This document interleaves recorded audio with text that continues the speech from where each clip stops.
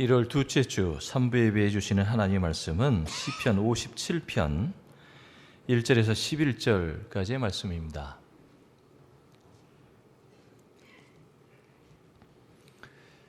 받들어 읽겠습니다. 하나님이여 내게 은혜를 베푸소서, 내게 은혜를 베푸소서.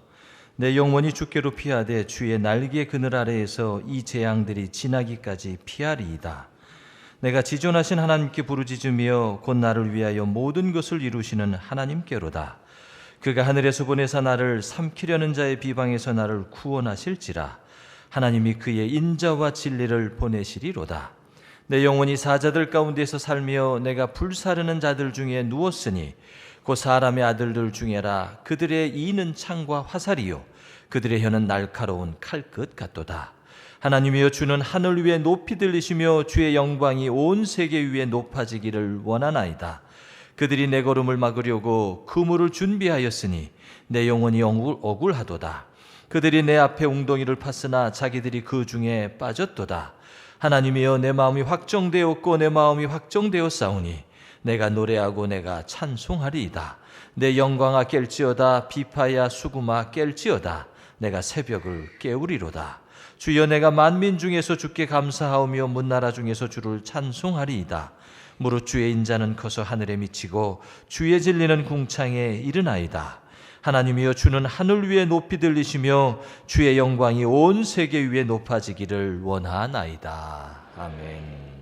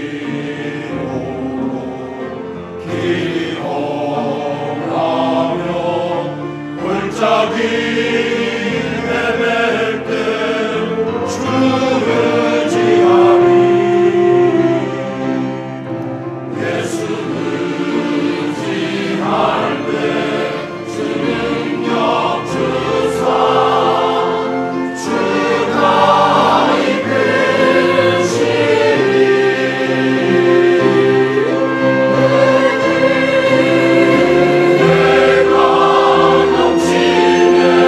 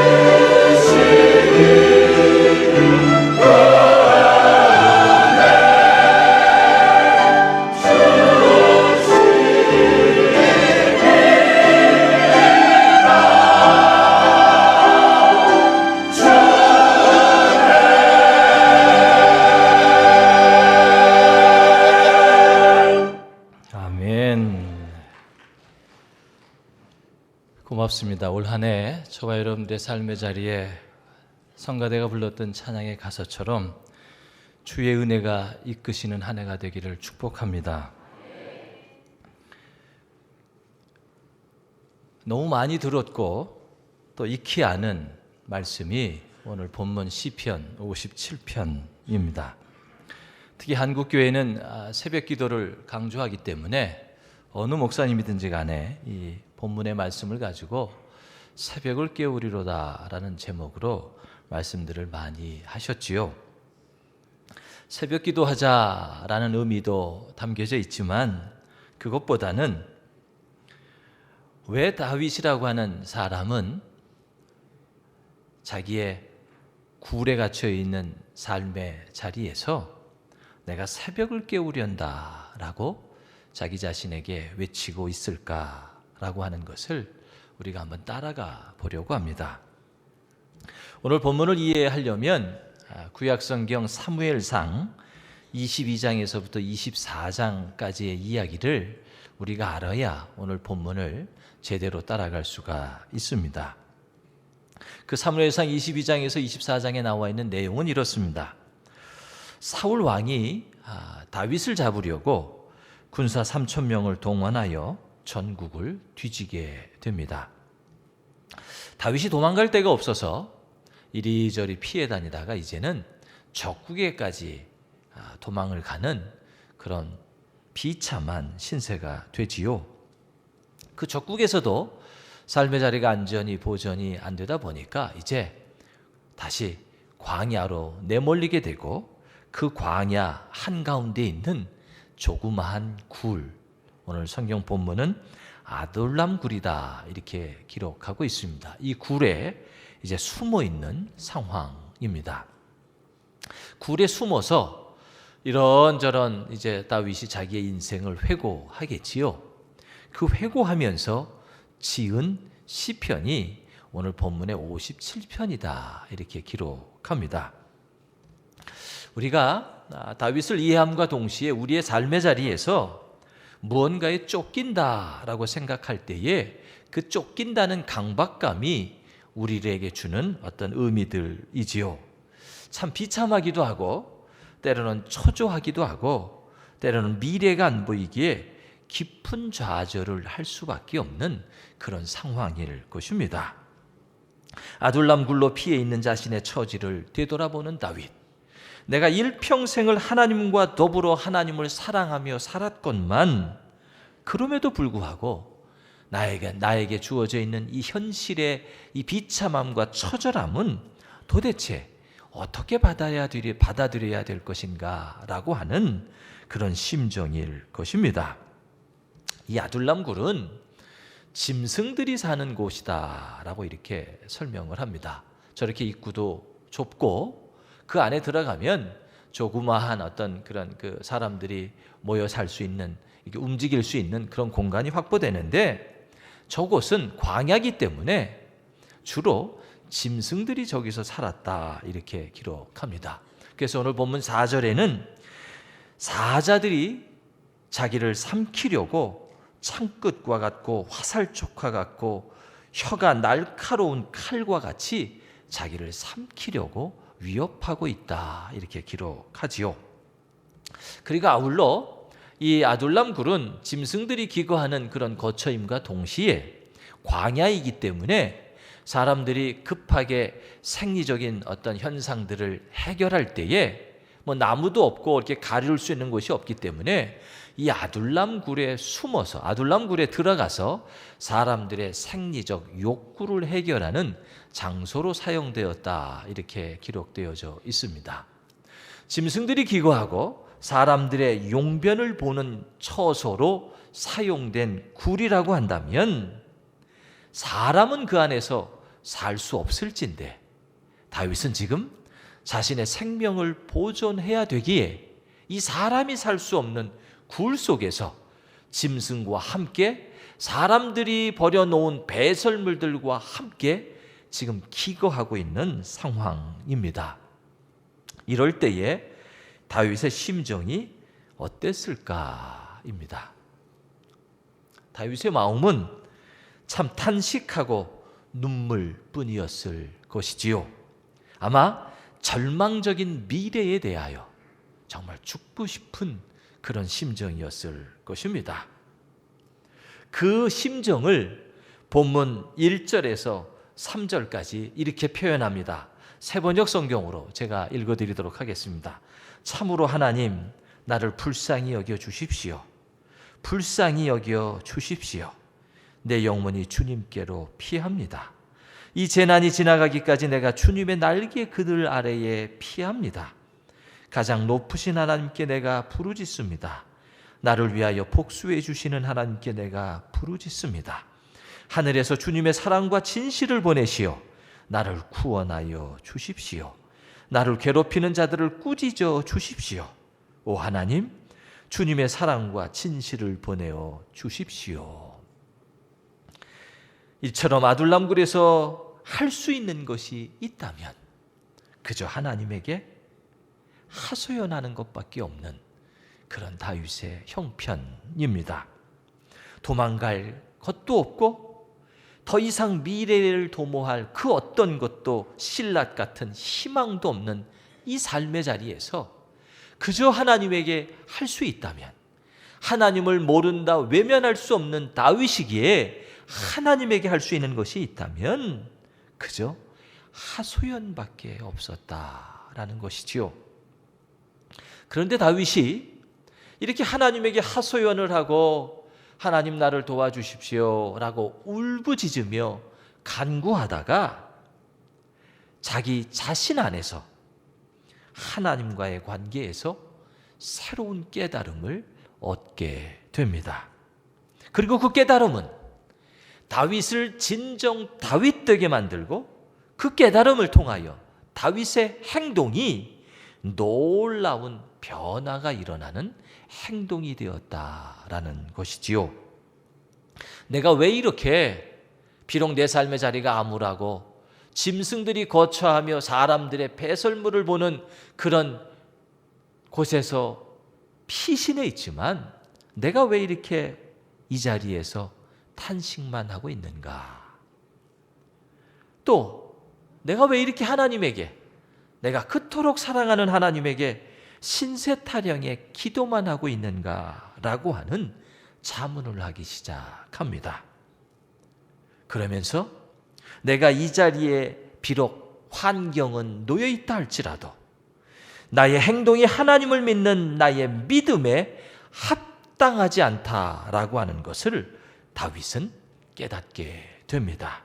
그리고 절망과 좌절, 한탄과 신세타령에서 무언가 할 수 있다는 생각이 들었고 내가 그렇게 할게요 라고 다시 고백하며 하나님에게 나아가고 있습니다. 그 고백하며 결단하는 말씀이 본문 7절에서 8절입니다. 하나님, 나는 내 마음을 정했습니다. 나는 내 마음을 확실히 정했습니다. 내가 가락에 맞추어 노래를 부르겠습니다. 내 영혼아 깨어나라. 검은 고야 수구마 깨어나라. 내가 새벽을 깨우리로다. 생각을 완전히 바꾸어 하나님을 믿는 다윗의 마음에 확정한 그것, 새벽을 깨우겠다라고 다윗이 자기의 마음의 의지를 다지는 그것이 과연 무엇일까요? 첫 번째로 내가 이 환경에서 노래하겠다입니다. 지금 삶의 자리에 다윗이 놓여져 있는 환경은 도저히 하나님을 찬양하는 노래가 나올 수 없는 그런 환경이지요. 저주까지는 아니더라도 자기 삶의 자리에 있는 한탄과 신세타령이 나올 수밖에 없는 그런 환경입니다. 그러나 다윗은 하나님에게 그 자조와 한탄과 신세타령에서 내가 이제 하나님을 찬송하겠다라고 결정하고 있다라는 것이지요. 시간의 새벽은 누가 깨워서 오는 게 아니지요. 그냥 밤이 되면, 그러다가 시간이 지나면 새벽이 오고 아침이 오지요. 다윗이 여기서 새벽을 깨운다라고 하는 이 말씀은 마음의 새벽을 깨운다라는 뜻입니다. 생각의 새벽을 깨운다라는 뜻입니다. 의지적 결단의 새벽을 내가 깨우겠다라는 뜻입니다. 영원히 탄식을 부르는 것이 아니라 영원히 하나님을 찬양하는 노래를 부르기 위하여 내가 내 마음의 의지를 다지겠다라는 뜻입니다. 영혼의 탄식에서 찬양으로 바꾸겠다라는 뜻입니다. 다윗은 원래 하나님을 찬양하는 사람이었지요. 하나님을 찬양하는 그 일을 누구보다도 즐거워했으며 양머리를 치면서 목동으로 있을 때에 하나님을 찬양하는 일을 참 많이 했던 사람이었습니다. 그런데 그가 사울로부터 피해 다니다가 자기 목숨을 부지하기 위하여 사울로부터 도망 다니다 보니까 자기도 모르는 사이에 자기의 영혼의 상태가 캄캄한 한밤중에 놓여 있더라라고 하는 것을 깨달았다라는 것입니다.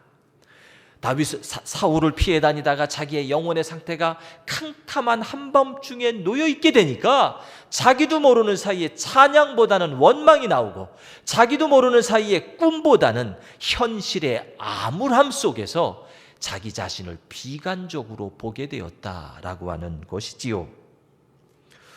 교우 여러분, 우리의 인생을 살아오면서 우리도 모르는 사이에 살아내야 하는 긴장감 혹은 삶의 미래에 대한 두려움, 그런 것들의 염려 속에서 우리의 영혼도 캄캄한 한밤중에 머물러 있지는 않은지요.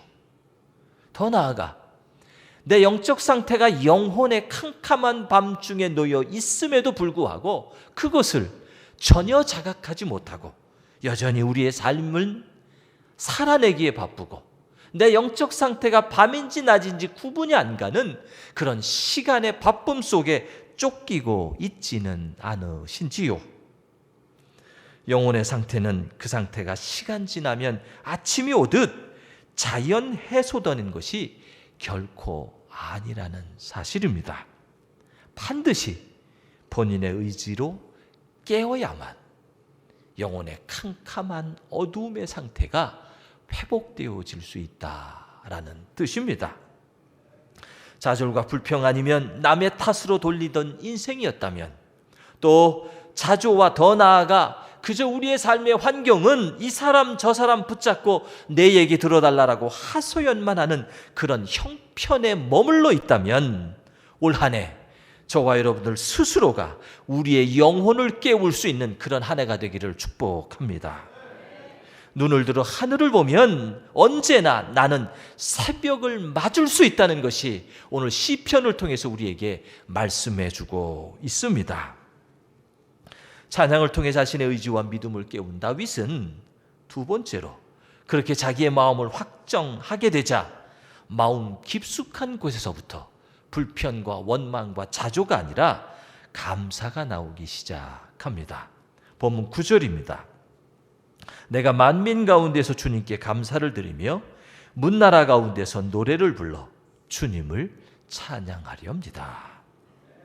하나님을 믿고 출발하고 시작했는데도 우리에게 어려움과 고난, 그리고 심지어 하나님이 떠나셨고 하나님이 나와 함께 하지 않으며 더 나아가 하나님이 나를 버리셨다라고 생각이 드는 경우에 우리가 놓여 있다 할지라도 우리는 좌절할 필요가 없으며 하나님은 언제나 우리와 함께 하시며 우리를 위로해 주십니다.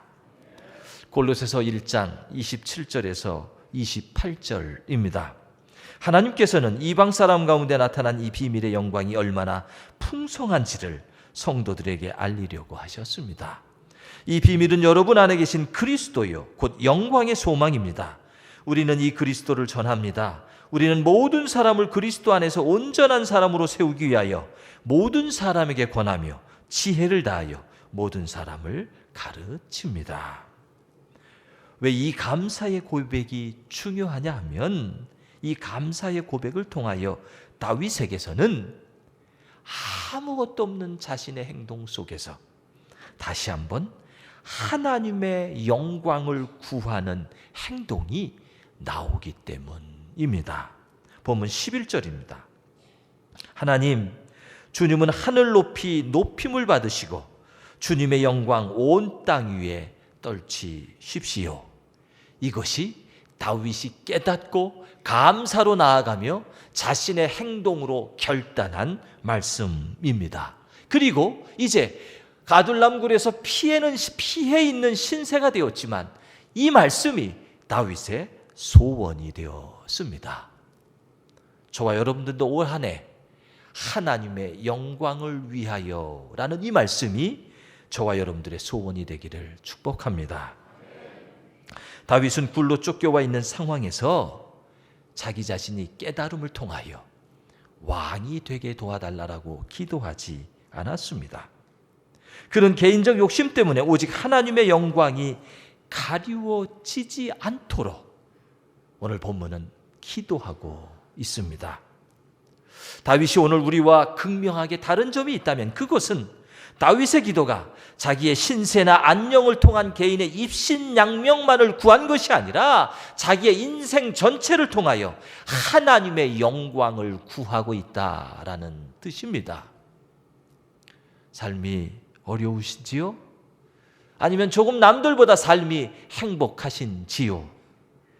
우리의 삶의 최종적 목표는 하나님의 영광을 위하여 이것이 되기를 축복합니다. 하나님의 영광을 위한 삶을 사는 것이 하나님의 자녀 같은 삶이고 하나님의 영광을 위한 삶이 하나님을 신뢰하는 저와 여러분들의 행위입니다. 이런 고백을 했기에 다윗은 그의 행동 속에서 용변을 보러 다윗이 있는 그 굴 속으로 들어온 사울 왕을 대면하면서도 그 사울 왕을 죽이지 않습니다. 하나님의 영광을 구하는 삶으로 자기의 삶을 결단했기에 원수라고 여겨지는 사울 왕이 자기가 숨어있는 굴 안으로 용변을 보러 들어왔을 때 왜 하나님이 나에게 준 기회다라고 사울 왕을 죽일 수 있었음에도 불구하고 사무엘상 24장에 보면 도리어 그를 죽이지 않고 옷자락만 자르며 나중에 외칩니다. 하나님의 종이기에 내가 당신을 죽이지 않습니다. 지금 우리의 처지들, 우리의 말들, 행동 속에서 하나님을 향한 찬양과 감사가 보이는가입니다. 이 아둘람 굴은 입구가 아까 사진에서도 보았지만 무지하게 좁습니다. 그리고 주석에 보니까 들어가서 살 수 있는 사람, 들어가서 운신할 수 있는 사람의 숫자가 약 한 100명 정도 된다고 합니다. 그런데 성경에 보면 400명의 숫자가 그곳에 들어가서 기거했다 이렇게 기록되어 있지요. 더 나아가서 다윗의 부하들, 다윗과 함께 했던 이 400명의 숫자는 학식, 지식이 있는 사람들도 아니고 정말 본능대로 살아가는 무식한 사람들입니다. 그렇다면 100명밖에 운신할 수 있는 공간에 400명이 들어가서 부딪히며 살아갔다면 또 짐승도 있고 그 안에 사람들이 배설했던 용변들도 있는 그런 냄새가 나는 곳에서 사람들이 뭉쳐 있었다면 그 사람들이 어떻게 살았을까에 대해서는 자명하게 우리가 그림이 그려지지요. 그러나 다윗의 리더십, 그의 삶의 행동을 하나님의 영광을 위하여라고 결정했던 다윗의 모습을 보고 일사불란하게 그 400명은 움직였으며 궁극적으로 나중에 이 400명과 다윗은 놀라운 이스라엘 왕국을 만들어내는 좋은 훈련의 장소가 그 아둘람 굴이 되었다라고 하는 것을 깨닫게 된다라는 것이지요. 어려운 환경에서의 찬양행위, 우리의 신앙행위는 세상에 있는 사람들은 결코 이해하지 못할 것입니다. 그러나 진정한 우리의 믿음의 행위는 불평과 안간힘을 쓰는 것이 아니라 하나님을 믿고 그분을 찬양하며 그분을 신뢰할 때에 하나님이 우리의 인생 속에서 일하시고 계심을 믿으시기를 바랍니다. 아프리카에 가면 뱀 잡는 수리라는 새가 있다라고 합니다. 아주 이쁘게 생긴 새인데요.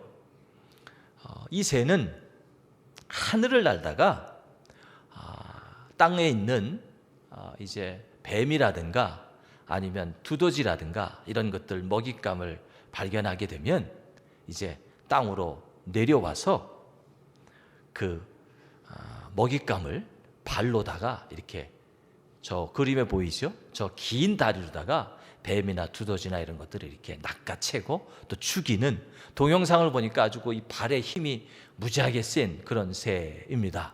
저 날개가 저렇게 화려한데 육지에 나타난 이제 육지의 땅을 발을 디디면 저 새를 잡아먹으려고 하는 맹수들이 또 나타나겠지요. 그래서 맹수가 나타나면 저 날개가 저렇게 화려하고 멋있는 새임에도 불구하고 저 새의 특징이 걷는 것을 좋아한다라고 합니다. 맹수들이 나타나가지고 자기를 위협하게 되면 날개가 있으니까 훅 날아서 도망가 버리면 되는데 날개가 있는지를 모르고 뛴대요.